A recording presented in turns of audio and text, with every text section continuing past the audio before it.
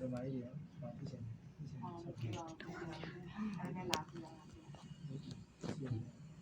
ရာစကားနည်းနည်းတော့ပြပြအောင်မှန်ပါဗျာဒ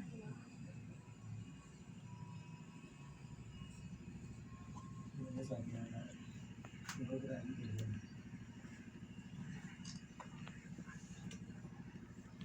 ဟောတာလို့ဆိုတော့ဆက်ပြီးတရားဟောတဲ့အခါဘုရားကြီးဘုရားကြီးနဲ့ဆိုရင်ဘုရားမစီဘူးလို့ဆိုတာလည်းရှိတယ်ဘယ်လိုလဲဆိုတော့အကျွေးယူတဲ့သူနဲ့ပတ်သက်ပြီးဆိုတော့ဘောကမှာကိုယ်ပိုင်ဥစ္စာမရှိတဲ့ပုဂ္ဂိုလ်ဆင်းရဲ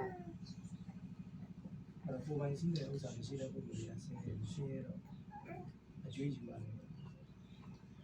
အကျွေးယူတဲ့အခါကျတော့အကျွေးတောက်ခံရတယ်ကြားကြပါလေအကျွေးတောက်ခံရတယ်ဒါလည်းကလည်းအိမ်ကအကျွေးတောက်ခံရတယ်နောက်တော့အကျွေးမဆက်နိုင်တော့ထွက်ပြေးချောင်းနေတယ်နောက်ဖန်စီချုပ်တာခံရတယ်ဘောကရဲ့ဥစ္စာတွေကိုယ်ပိုင်ဥစ္စာမရှိရင်အကျွေးယူရတယ်ဆိုတာပတ်သက်ပြီးလိုပဲလောကမှာဒါတော့ဒီဖြစ်နေတဲ့လေးတွေဖြစ်ဖြစ်ပုဂ္ဂိုလ်တွေဖြစ်ဖြစ်တတ်တာများဆိုတော့ကိုယ်ပိုင်ဥစ္စာဒီလားဆိုတဲ့ကိုယ်ပိုင်ဥစ္စာဝိရိယလို့ခေါ်တဲ့ကိုယ်ပိုင်ဥစ္စာပညာလို့ခေါ်တဲ့ကိုယ်ပိုင်ဥစ္စာတတ်တာတို့ဒီလားတို့ဝိရိယတို့ပညာလို့ဆိုတော့ကိုယ်ပိုင်ဥစ္စာတွေရှိတယ်ကျွေးယူအကုသိုလ်ကျွေးယူဥပမာတရားတရားမရှိဘူးကိုယ်ကျင်တရားလည်းမရှိဘူးဝိရိယလည်းမရှိဘူးစဉ်းစားတွေးပေါ်တဲ့ဉာဏ်ပညာလည်းမရှိဘူးဆိုရင်အာရကလည်းအကုသိုလ်တွေဖြစ်တယ်ဝစီကလည်းအကုသိုလ်တွေဖြစ်တယ်ဟုတ်ကဲ့အကုသိုလ်တွေဖြစ်တယ်အဲ့ဒါအကျွေးယူအဲ့အကျွေးဆိုတာတခြားမဟုတ်ဘူးအကုသိုလ်တွေအဲ့အကုသိုလ်တွေအကျွေးယူကြပြီဆိုရင်ဘယ်လိုအကုသိုလ်ကျွေးယူတာလဲဆိုတော့ကိုယ်မှာတတ်တာတွေတိကျတယ်မရှိဘူးတတ်တာတရားရှိတဲ့ပုဂ္ဂိုလ်တိကျရှိတဲ့ပုဂ္ဂိုလ်ဆိုအကုသိုလ်အကျွေးတွေဖြစ်ဘူးဒါဆိုတော့အကျွေးမယူဖြစ်တော့တရားတရားတွေရှိအောင်ကြိုးစားတယ်သီလကိုယ်ကျင်တရားတွေသင်ရမှာဒီတတ်တာနဲ့သီလမရှိအဲ့ဒါအကုသိုလ်အကျွေးတွေဖြစ်တယ်နှုတ်နဲ့ယူတယ်စိတ်နဲ့ယူတယ်ကိုယ်နဲ့ယူတယ်အကုသိုလ်အကျွေးယူတော့ဖြစ်တယ်ကျွေးတောက်ခံရတယ်ကျွေးတောက်ခံရတယ်ဆိုတော့ရှားမဟုတ်ဘူးကိုယ့်ရဲ့ကောင်းတဲ့တဲ့တရားပြတ်သွားကိုယ်ကသီလမရှိတဲ့အခါကျကိုယ့်ရဲ့မကောင်းတဲ့တဲ့ကိုယ်စိတ်ထားမကောင်းတဲ့အခါကျတော့ကိုယ့်ရဲ့မကောင်းတဲ့စိတ်ထားတွေအဝန်းကျင်မှာတဲ့တွေပွားတော့အဲ့ဒါအကျွေးတောက်ခံရတယ်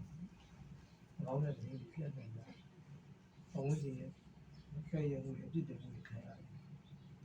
အဲ့ဖဲ့ရမှုတွေအပြစ်တင်မှုတွေခံရတာအကျွေးဆက်နေရတာပဲဒါကြောင့်ပြုတာကမှလည်းအရှင်များပြုလို့ကောင်းဆုံးနေတိုင်းပါလေဗျာပြည့်ပြည့်ရတဲ့နေတိုင်းပါလေကုသိုလ်တွေလည်းလုပ်ပါမယ်ဒီလိုကုသိုလ်တွေလည်းလုပ်ပါလေဒါလည်းအကုသိုလ်တွေလည်းကြိုးစားပြီးချော်နေပါလေဒါလည်းဘာဖြစ်လို့ကြရခံမှုတွေဝိပါခံရမှုတွေလောကဓာတ်တွေကြုံလာရတာလေအဲ့ဒါအကျွေးတောင်းခံရတာအကုသိုလ်ကဒီဘဝမှာတော့မဟုတ်ဘူးဒီဘဝမှာတော့ဆရာကောင်းတော်ကောင်းနေတယ်တွေ့ရတော့အကုသိုလ်တွေလည်းချော်တယ်ကုသိုလ်တွေလုပ်တယ်ဒါပေမဲ့သံဃာကတော်တော်ရှိတယ်သံဃာကရှိတယ်ဆိုတော့သံဃာမှာဘုလို့ခဲ့တဲ့ဒီအကုသိုလ်တွေဆိုတာရှိတယ်သံဃာမှာလုပ်ခဲ့တဲ့အကုသိုလ်တွေကဒီဘဝမှာလာပြီးတော့ပြကြတယ်ဒီကကောင်းတော့အဲဒါကြောင့်လို့လောကဓာတ်တရားတွေကျောင်းလာရတဲ့အခါမှာမတွေ့ရဘူးဆိုတော့ဒါသံဃာကလုပ်ခဲ့တဲ့အကျွေးလာတော့နေတာပဲအကျွေးဆက်ရမယ်လို့ကျွန်တော်သိရပါတယ်အကျွေးတစ်ကိုထပ်မယူလို့ရှိနေတာပေါ့အကျွေးဟောင်းတွေကိုဆက်ပြီးအကျွေးတစ်တွေထပ်မယူလို့အဲ့တော့အကျွေးဟောင်းကိုလည်းမကြည့်အောင်မဆက်နိုင်ဘူးနောက်ထပ်အကျွေးတစ်လည်းထည့်ယူကြအောင်လို့ဆိုတော့ဒီအကျွေးတွေကသံဃာမှာဆက်လို့ကိုမှမဟုတ်တော့ဘူးနော်ဒါတချို့ကအဲ့ဒါဒီကပဒါတွေကကိုယ်ကိုကဲရတဲ့ဥပဒေထုတ်စားတဲ့ပြည့်တယ်ဆွဆွဲတယ်ဆိုရင်ခံနိုင်တယ်ငါမှန်လာတော့နေတာလေမခံမဲနိုင်နေဖြစ်ပြီးတော့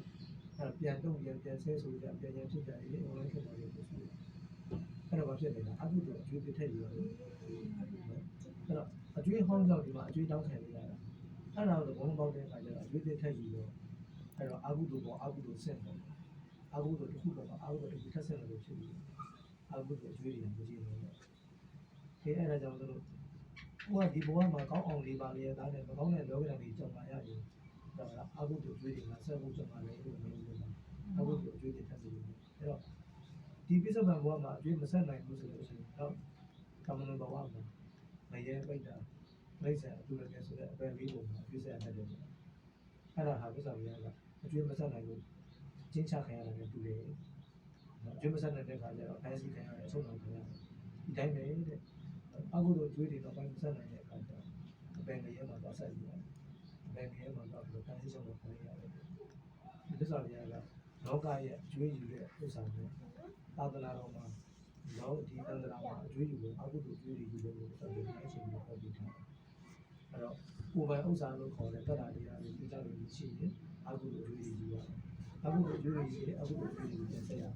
ဒီလိုဘဝမှာလည်းဆက်ရတယ်နာဂတ်တော်ဘဝမှာလည်းဆက်ရတယ်ဒါကြောင့်ဆိုလို့ပြေဟောင်းလေးဆက်ဖို့ပြန်လာရင်ပြေဟောင်းလေးဆက်ပြရဆက်ကျွေးတဲ့တွေကိုထပ်ပြီးတော့လို့ဆက်ဒါဘုရားရှင်ရဲ့အဆုံးအမလို့ရောက်လာတဲ့ဒုက္ခမိတ်ဆွေနဲ့ဘုရားရှင်ရဲ့ဘုရားရဲ့အားလုံးဘုရားရှင်ရဲ့အဆုံးအမလို့ဥထရရတဲ့ဆေးပြီးတော့အခုတို့ကျွေးတဲ့တွေပြအောင်သူစီကြိုးစားအထောက်အပံ့ပေးကြပါစေလို့